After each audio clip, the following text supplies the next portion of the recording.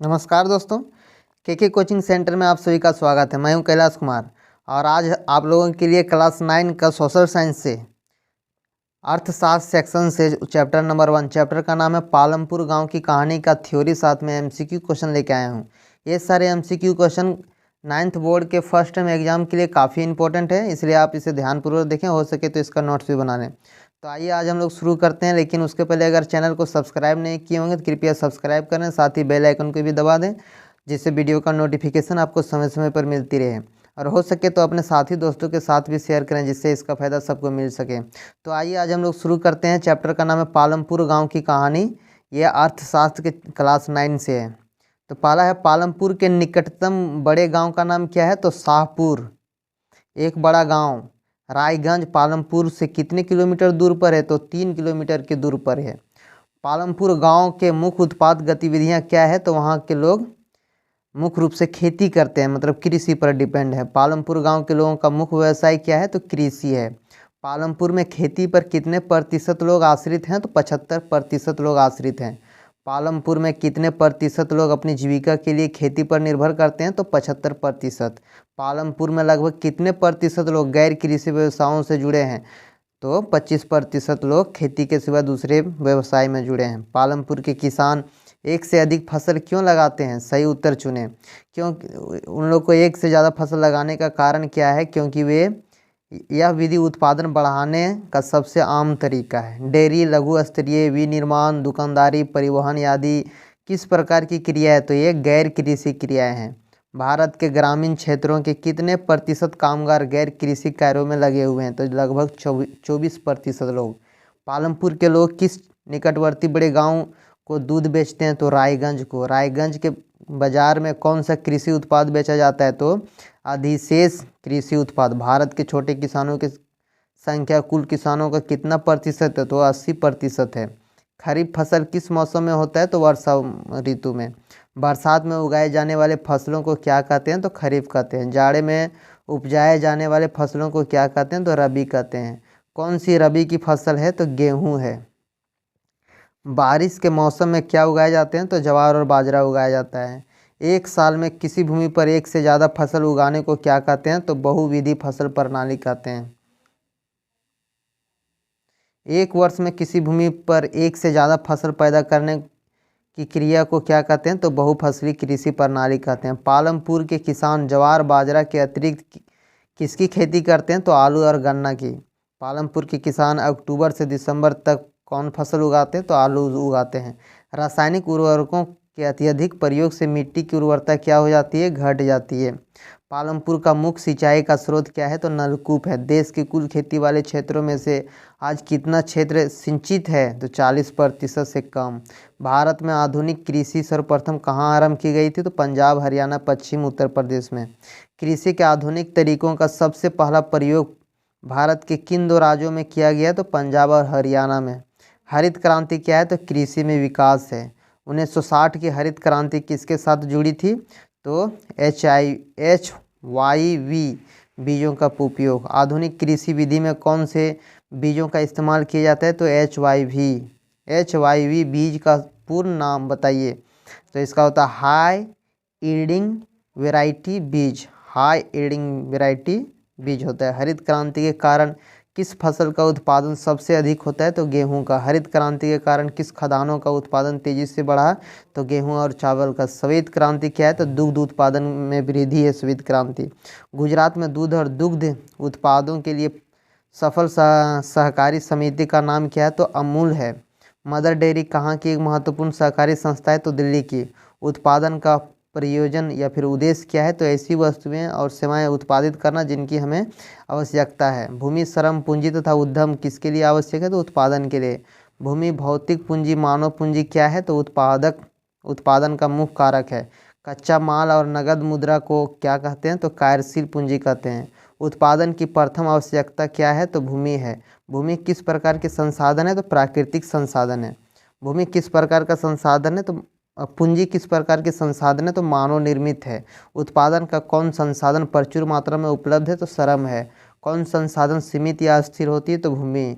उपलब्ध भूमि पर अधिक उत्पादन के लिए किसान किसका प्रयोग करते हैं? तो HYV बीज उर्वरक का। खेती की आधुनिक विधियों में किसका आवश्यकता होती है? तो पूंजी की। भूमि मापने की मानक इकाई क्या है? तो 1 हेक्टेयर, जो कि 100 मीटर भुजा वाले वर्ग के क्षेत्रफल के बराबर होता है। छोटे किसान से क्या तात्पर्य है? जिन किसानों के पास 2 हेक्टेयर से कम भूमि है उसे छोटे किसान कहते हैं। छोटे किसान खेती के लिए आवश्यक पूंजी कहाँ से लेते हैं? तो बड़े किसानों या फिर गांव के साहूकारों से लेते हैं। जिन किसानों के पास खेती के लिए पर्याप्त जमीन नहीं उन्हें क्या कहते हैं? तो सीमांत किसान कहते हैं। अब आइए इसी से रिलेटेड हम लोग कुछ MCQ क्वेश्चन देखते हैं जो बहुत इंपॉर्टेंट है।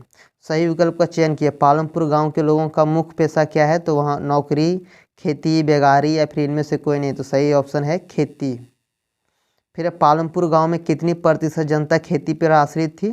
तो ऑप्शन है 50%, 60%, 75% या फिर इनमें से कोई नहीं। तो सही उत्तर है 75%। निम्नलिखित में कौन सा राज्य है जहां आधुनिक कृषि विधि अपनाई जाती है? तो पंजाब, झारखंड, उड़ीसा या फिर इनमें से कोई नहीं। तो कौन सी है? सही ऑप्शन इसका पंजाब है। खरीफ ऋतु या फिर खरीफ ऋतु की अवधि क्या है? जून से अक्टूबर, नवंबर से अप्रैल, अप्रैल से जुलाई या फिर इनमें से कोई नहीं। तो जो खरीफ फसल की उगाई जाती है वो जून से अक्टूबर के बीच उगाई जाती है। रबी फसल की अवधि क्या है? तो रबी फसल ऑप्शन है जून से अक्टूबर, नवंबर से अप्रैल, अप्रैल से अगस्त या फिर इनमें से कोई नहीं। तो सही ऑप्शन है नवंबर से अप्रैल जो है रबी फसल उगाई जाती है और खरीफ फसल जून से अक्टूबर। पालमपुर गांव में कितने परिवार भूमिहीन हैं? 60 परिवार, 150 परिवार, 75 परिवार या फिर इनमें से कोई नहीं। तो सही ऑप्शन है 150 परिवार। पालमपुर में किसान वर्ष में कितनी फसलें उगाती है? ऑप्शन है 4, 3, 2 या फिर 1। तो सही ऑप्शन है 4। पालमपुर में कितने परिवार रहते हैं या फिर पालमपुर में विभिन्न जातियों के कितने परिवार रहते हैं? तो ऑप्शन है 350, 500, 400 या फिर 450। तो सही ऑप्शन है 450, मतलब 4 नंबर ऑप्शन सही है। उत्पादन के मुख्य कारक कौन है? भूमि, भौतिक पूंजी, मानव पूंजी या फिर बाजार। तो सही ऑप्शन है बाजार। गेहूं, चना, जौ आदि किस प्रकार की फसलें हैं? तो गेहूं, चना, जौ। ऑप्शन है रबी, खरीफ, रबी एवं खरीफ या फिर इनमें से कोई नहीं। तो गेहूं, चना और जौ रबी फसल है। ऑप्शन नंबर 1 सही। पालमपुर गांव के साथ निकटतम कौन सा बड़ा गांव जुड़ा हुआ है? ऑप्शन है शाहपुर, रायगंज, सोलापुर या फिर गोपालगंज। तो सही ऑप्शन है रायगंज। हरित क्रांति की मुख्य विशेषता क्या है? गेहूं तथा चावल में अत्यधिक अप्रत्याशित वृद्धि, ज्वार और बाजरा के उत्पादन में कमी, गन्ने की खेती में अप्रत्याशित कमी या फिर इनमें से कोई नहीं। तो सही ऑप्शन है गेहूं तथा चावल के में अप्रत्याशित वृद्धि। अगला क्वेश्चन है HYV का क्या तात्पर्य है? अधिक उत्पादन करने वाले बीज या फिर निम्न उत्पादन करने वाले बीज या फिर अधिक उत्पादन करने वाले खेत या फिर निम्न उत्पादन करने वाले खेत। सही ऑप्शन है अधिक उत्पादन करने वाले बीज। भौतिक पूंजी निम्नलिखित में कौन नहीं है? ऑप्शन है इमारतें, मशीन, औजार या फिर ट्रैक्टर। तो सही ऑप्शन है ट्रैक्टर। खरीफ फसल किस मौसम में होता है? गर्मी मौसम में, बरसात मौसम में, सर्दी या फिर बसंत। तो सही ऑप्शन है बरसात मौसम में खरीफ फसल होता है। किस खाद्य फसल का उत्पादन हरित क्रांति के कारण बढ़ा है? मक्का तथा तिलहन, दलहन तथा चावल, चावल तथा गेहूं या फिर जौ तथा चावल। तो सही ऑप्शन है चावल तथा गेहूं। पालमपुर का मुख्य सिंचाई का स्रोत क्या है? कुआं, तालाब, नहर या फिर नलकूप। तो सही ऑप्शन है नलकूप। हरित क्रांति क्या है? कृषि में विकास, दूध की वृद्धि, उद्योग का विकास या फिर इनमें से सभी। तो सही ऑप्शन क्या है कृषि में विकास। आर्थिक क्रियाएं कितने प्रकार की होती है? ऑप्शन है 2, 6, 11 या फिर 20। तो सही ऑप्शन है 2 हेक्टेयर से अधिक भूमि पर कृषि करने वाले कितने परिवार पालमपुर में हैं? ऑप्शन है 75 परिवार, 60 परिवार, 150 परिवार या फिर 240 परिवार। तो सही ऑप्शन है 40 परिवार। पालमपुर में काम करने वाले कितने प्रतिशत लोग गैर कृषि कार्य में लगे हुए हैं? ऑप्शन है 60, 40, 25 या फिर 75%। तो सही ऑप्शन है 25%। जीविका चलाने के लिए कितने प्रकार के कार्य किए जाते हैं? ऑप्शन है 2, 6, 11 या फिर 20। तो सही ऑप्शन है 20, नहीं सॉरी 2। पालमपुर के लोग किस निकटवर्ती बड़े गांव को दूध बेचते हैं? ऑप्शन है पीतमपुरा या फिर सिलीगुड़ी या फिर शाहपुर या फिर रायगंज। तो सही ऑप्शन है रायगंज। कृषि, पशुपालन, वृक्षारोपण एवं मछली पालन तथा खनन इत्यादि क्रियाएं कहलाती है। चतुर्थ क्रियाएं, तृतीय क्रियाएं, द्वितीय क्रियाएं या फिर प्राथमिक क्रियाएं। तो सही ऑप्शन है प्राथमिक क्रियाएं।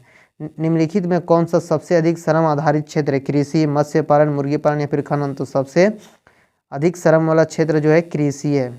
फिर भारत में आधुनिक कृषि सर्वप्रथम कहाँ आरंभ की गई थी? ऑप्शन है पंजाब, हरियाणा, पश्चिम उत्तर प्रदेश या फिर मध्य प्रदेश, गुजरात या फिर राजस्थान या फिर छत्तीसगढ़, उड़ीसा, पश्चिम बंगाल या झारखंड, बिहार, छत्तीसगढ़। तो सही ऑप्शन है पहला नंबर पंजाब, हरियाणा, पश्चिम उत्तर प्रदेश में।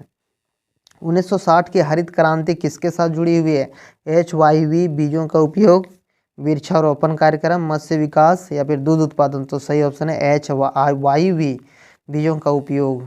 श्वेत क्रांति से क्या समझते हैं? फलों की खेती में विकास, दुग्ध उत्पादन में वृद्धि, मछली पालन में वृद्धि या फिर फूलों की खेती में वृद्धि। सही ऑप्शन है दुग्ध उत्पादन में वृद्धि। हरित क्रांति की शुरुआत कब की गई थी? ऑप्शन है 1960, 1950, 1970 या फिर 1980। सही ऑप्शन है 1960। रायगंज पालमपुर से कितनी दूरी पर है? 3 किलोमीटर, 10 किलोमीटर, 30 किलोमीटर या फिर 5 किलोमीटर। तो सही ऑप्शन है 3 किलोमीटर। क्या हरित क्रांति हमें खाद्यान्न में आत्मनिर्भर बना दिया है? ऑप्शन है नहीं, हाँ, कभी कभी या फिर कभी नहीं। तो सही ऑप्शन है हाँ। भारत की संपूर्ण जनसंख्या का लगभग कितना प्रतिशत भाग ग्रामीण क्षेत्रों में निवास करता है? ऑप्शन है 25%, 75%, 50% या फिर 90%। तो सही ऑप्शन है 75%। मदर डेयरी कहाँ की एक महत्वपूर्ण सहकारी संस्था है? ऑप्शन है गुजरात, पंजाब, हरियाणा या फिर दिल्ली। तो सही ऑप्शन है दिल्ली। निम्नलिखित में कौन सी एक आर्थिक गतिविधि है? अपने घर पर नर्स का काम, स्कूल में शिक्षक का कार्य, अपने घर पर डॉक्टर का काम या फिर इनमें से कोई नहीं। तो सही ऑप्शन है स्कूल में शिक्षक का कार्य एक आर्थिक गतिविधि है। एक वर्ष में किसी भूमि पर एक से ज़्यादा फसल पैदा करने को क्या कहा जाता है? फसल चक्र प्रणाली, उत्पादन की उन्नत प्रणाली, नवीन कृषि प्रणाली या फिर बहुविधि फसल प्रणाली। तो सही ऑप्शन हो जाएगा बहुविध फसल प्रणाली। औजार, मशीन, भवन आदि को क्या कहते हैं? उत्पादन, उत्पादक, अस्थायी पूंजी या फिर अस्थायी पूंजी। सही ऑप्शन है अस्थायी पूंजी। भूमि के पश्चात उत्पादन का दूसरा अवसर कारक क्या है? पूंजी, श्रम, परिवार या फिर वितरण। तो सही ऑप्शन है श्रम। रायगंज के बाजार में कौन सा कृषि उत्पादक बेचा जाता है? तो अधिशेष कृषि उत्पाद। सीमांत किसान कौन है? जिनके पास खेती के लिए पर्याप्त जमीन नहीं है। डेयरी, लघु स्तरीय, विनिर्माण, दुकानदारी, परिवहन आदि किस प्रकार की क्रिया हैं? तो एक गैर कृषि क्रियाएं हैं। पालमपुर के किसान ज्वार बाजरा के अतिरिक्त किसकी खेती करते हैं? तो आलू और गन्ना की। हरित क्रांति का हानिकारक प्रभाव क्या है? तो भूमि की उर्वरता शक्ति का क्या हो जाता है? ह्रास हो जाता है। किस कारण से पालमपुर गांव के किसान एक वर्ष में 2 फसल पैदा करते हैं? तो सिंचाई की समुचित व्यवस्था के कारण। छोटे किसान खेती के लिए आवश्यक पूंजी कहाँ से लेते हैं? तो बड़े किसानों या फिर गाँव के साहूकारों से। देश में कुल खेती वाले क्षेत्रों में से आज कितना क्षेत्र सिंचित है? तो 40% से कम। बारिश के मौसम में क्या उगाए जाते हैं? तो ज्वार और बाजरा। उपलब्ध भूमि पर अधिक उत्पादन के लिए किसान किसका उपयोग करते हैं? तो HYV बीज उर्वरक का। भूमि, श्रम, पूंजी तथा उद्यम किसके लिए आवश्यक है? तो उत्पादन के लिए। बरसात में उपजाए जाने वाले फसलों को क्या कहते हैं? तो खरीफ कहते हैं। जाड़े में उपजाए जाने वाले फसलों को क्या कहते हैं? तो रबी कहते हैं। भारत के ग्रामीण क्षेत्रों में कितने प्रतिशत कामगार कृषि कार्यों में लगे हुए हैं? तो 24%। भारत में छोटे किसानों की संख्या कुल किसानों के कितना प्रतिशत है? तो 80%। भूमि मापने की मानक इकाई क्या है? तो हेक्टेयर है। पूंजी किस प्रकार के संसाधन है? तो मानव निर्मित संसाधन है। भूमि किस प्रकार के संसाधन है? तो प्राकृतिक। रासायनिक उर्वरकों के अत्यधिक प्रयोग से मिट्टी की उर्वरता क्या हो जाती है? घट जाती है। उत्पादन की प्रथम आवश्यकता क्या है? तो भूमि है। तो हम लोग पालमपुर के गांव की कहानी का जो MCQ क्वेश्चन था उसको ख़त्म किए। फिर मिलते हैं आप लोगों से नेक्स्ट वीडियो में। तब तक के लिए बहुत बहुत धन्यवाद। लेकिन उसके पहले अगर आप चैनल को सब्सक्राइब नहीं किए होंगे तो कृपया सब्सक्राइब करें, साथ ही बेल आइकन को भी दबा दें। बहुत बहुत धन्यवाद।